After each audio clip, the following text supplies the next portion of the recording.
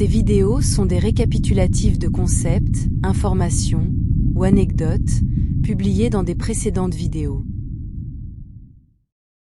Les parasitages et les infestations, partie 4, bas astral, idées et programmation. Bonjour, merci de me rejoindre une fois de plus ici, j'espère que vous allez tous très bien. Je suis Marie. Le plan astral inférieur est le reflet direct du monde matériel, il est seulement plus bas en fréquence et non en emplacement, il n'est pas localisé sous le monde matériel, comme dans un souterrain, comme beaucoup l'ont décrit. Il est entremêlé à l'intérieur et dans le monde matériel, ou vice-versa, partageant le même espace mais dans une fréquence existentielle différente. Ce que chaque personne peut voir et percevoir dépend uniquement de son esprit, et des idées qu'elle y détient car les pensées sont des fréquences, et si elles sont répétitives et assez fortes, elles finiront par dicter la fréquence moyenne et la vibration du sujet, vos pensées déterminent votre vibration. Ce que vous pensez vous fera vibrer en fonction de la vibration de ces pensées, ce qui créera votre fréquence personnelle, et cela déterminera à son tour le monde dans lequel vous vivez, car vous ne pouvez percevoir que ce qui est dans votre conscience. Quelque chose peut être juste devant vous, mais si vous manquez de contexte et des données nécessaires pour interpréter ce qui est devant vous, vous ne le verrez pas du tout, ou vous interpréterez ce que vous percevez comme autre chose ou quelque chose de différent, et cela correspondra à vos pensées et aux données qui les soutiennent, et non à la réalité. Vous devez avoir une base de données et d'expérience pour pouvoir interpréter ce que vous percevez, pour pouvoir discerner ce qui est devant vous, que ce soit un objet, une situation, ou un comportement complexe que quelqu'un d'autre démontre ou montre. Toutes les autres dimensions et densités sont là, les unes au-dessus des autres, c'est l'interprétation métaphysique du principe de non-localité, où il n'y a pas de distance et pas d'emplacement dans l'éther, et ce n'est que le bagage, le contexte, les données et la façon dont elles sont interprétées qui détermineront ce que chaque individu verra et percevra, donc vivra. Et c'est pourquoi le monde extérieur n'est qu'un reflet de ce que chaque personne est à l'intérieur, et de leurs vibrations. Ainsi, c'est votre esprit et vos idées, ainsi que la limitation insaisissable de vos sens physiques, qui vous maintiennent dans l'observation uniquement du monde matériel et rien d'autre, et c'est pourquoi, au moment où ces sens s'éteignent, le sujet commence soudainement à voir d'autres royaumes, ceux qui ont toujours été là. Et tout ce que le sujet verra et percevra une fois qu'il aura transcendé le filtre sensoriel du corps, est le résultat direct de la fréquence et de la vibration de chaque personne. Par conséquent, les pensées et la vibration de chaque sujet pendant sa vie détermineront ce qu'il verra et vivra une fois qu'il aura passé de l'autre côté.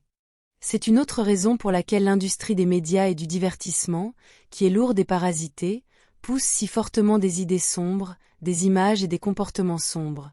C'est pourquoi les médias diffusent des images de démons, de monstres, de lieux laids, de destruction, de douleur et de désespoir tout le temps.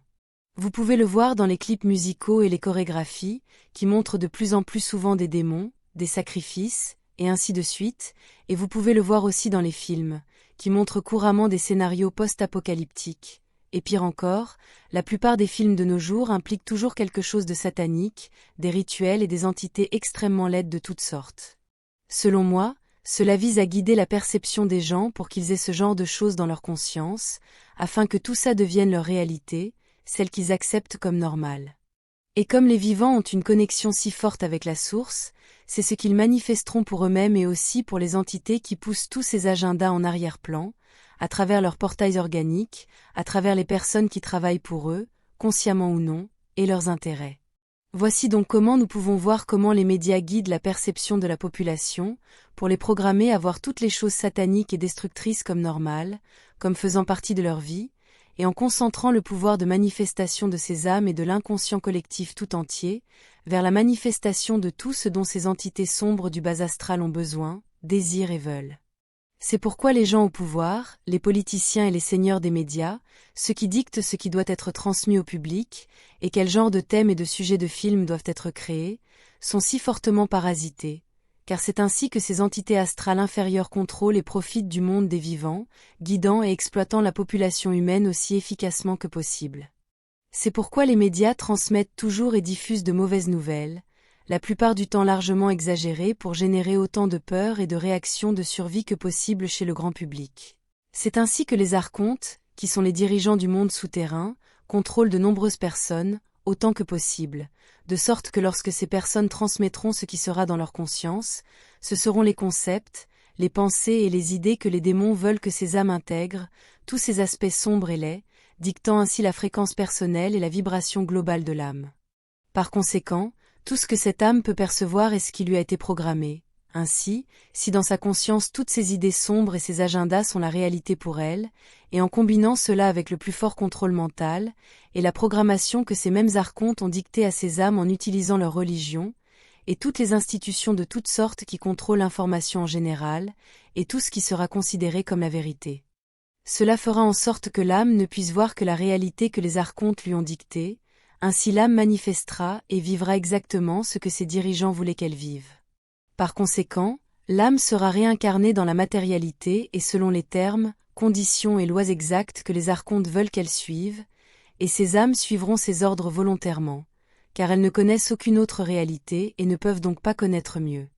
Comme je l'ai expliqué de nombreuses fois auparavant, une âme n'est pas piégée dans la matrice sur Terre, elle y est volontairement, et ne vivra et n'expérimentera là-bas que ce qui correspond à sa fréquence et à son état vibratoire général. La Terre est une école pour les âmes, afin qu'elles puissent apprendre à manipuler l'énergie, les émotions et leur pouvoir de manifestation. Ce problème des archontes n'est qu'à la surface, car c'est le test que les âmes doivent surmonter. La minute où une âme découvre comment tout cela fonctionne, les archontes perdent leur emprise et leurs dents, car ils ne peuvent plus manipuler la perception et la vibration de cette âme forte et consciente. Les âmes, au singulier, et l'inconscient collectif, représentés par de nombreuses âmes, manifestent l'astral inférieur, ainsi que les démons et les archontes qui le peuplent, et qui à leur tour manipulent toutes ces âmes pour en manifester davantage, pour se nourrir d'elles et ainsi continuer d'exister. Les âmes manifestent leurs peurs, et ces peurs prennent forme sous la forme de démons et d'archontes, qui à leur tour manipulent ces âmes pour qu'elles aient davantage de ces mêmes peurs, ce qui manifeste à son tour ces démons et archontes, qu'ils soient des entités physiques ou une énergie. Ce cercle vicieux est brisé uniquement lorsque l'âme réalise qu'elle existe, puis prend le contrôle de sa vie et de ce qu'elle pense et fait. Se rendre compte que l'on peut être manipulé pour craindre et manifester des choses laides pour soi-même, et choisir un meilleur chemin, rempli d'amour et d'amélioration, vaincra les archontes et fera de vous un être de lumière, qui manifeste et transmet une vibration plus élevée et positive sur Terre. Les démons et les archontes sont le résultat de la peur humaine, et même leur apparence physique est également le résultat de cette imagination humaine, car ils prennent n'importe quelle forme qui convient le mieux à leur dessein. Les images que vous voyez partout de diables, de démons et d'archontes sont la façon dont ils fonctionnent, mais ils changent en fonction de la perception de la personne, ou du groupe de personnes qui les manifestent en tant qu'égrégores. Ne les laissez pas diriger votre vie avec leurs peurs et leurs astuces mentales. Ils existent parce que vous les avez créés, vos démons personnels comme beaucoup le disent. Vous êtes celui qui a le choix, et vous êtes celui qui a une forte connexion avec la source. Vous les contrôlez, vous les avez créés en abandonnant votre pouvoir, ne les craignez jamais car c'est ce qui les nourrit, regardez-les dans les yeux, peu importe à quel point ils peuvent vous paraître horribles, cela les rend impuissants et les fait se dissoudre dans les éthers sombres de la nuit. Mais méfiez-vous de ces démons et archontes qui utilisent des portails organiques vivants, ceux qui ressemblent à d'autres personnes, car à travers elles, ils peuvent manipuler la matière, donc ils pourraient être en mesure de vous atteindre si vous baissez votre garde. Vous pouvez également contrôler ceux-ci en ne devenant pas un intérêt pour eux, vous pouvez devenir intouchable en ne cédant pas à leur tentation de consommer du contenu malsain et dégénéré, et en n'agissant pas de la manière dont un démon agirait. Vous pouvez contrôler qui vous voulez être, qui vous êtes et qui vous serez, et en choisissant de ne pas être un démon, vous devenez son opposé, et vous n'êtes pas leur égal, ni pour eux, vous êtes au-dessus d'eux. Si vous ne vous comportez pas comme un démon, vous ne pouvez pas être manipulé par des démons. Le démon est votre reflet, c'est une partie de vous, votre côté sombre, votre produit, vous décidez de ce que vous produisez, vous décidez de ce que vous vivez et expérimentez. Ne résistez pas à avoir un côté sombre, apprenez, et transcendez-le. Utilisez votre côté sombre pour être capable de discerner l'opposé et apprendre de lui afin de ne pas répéter les mêmes erreurs. Ne vous attardez pas sur votre côté sombre et ne vous blâmez pas de l'avoir. Rappelez-vous que c'est une référence de dualité de base pour que vous puissiez voir l'opposé également, ce à quoi vous résistez persiste. Rappelez-vous, à mesure que l'obscurité s'élève, le bien s'élève également pour lui faire face. Comme l'a dit Sophia Svarou, le véritable pouvoir et le véritable mérite de l'être de lumière est également de savoir qu'il est aussi le démon, mais qu'il choisit volontairement et consciemment d'être l'être de lumière. L'un définit l'autre, mais vous n'avez pas besoin d'être les deux. Vous êtes le puissant créateur, pas le démon, choisissez votre chemin avec sagesse. Merci d'avoir regardé ma vidéo et d'avoir liké et vous être abonné, je l'apprécie beaucoup et j'espère vous revoir ici la prochaine fois. Avec beaucoup d'amour, votre amie, Marie.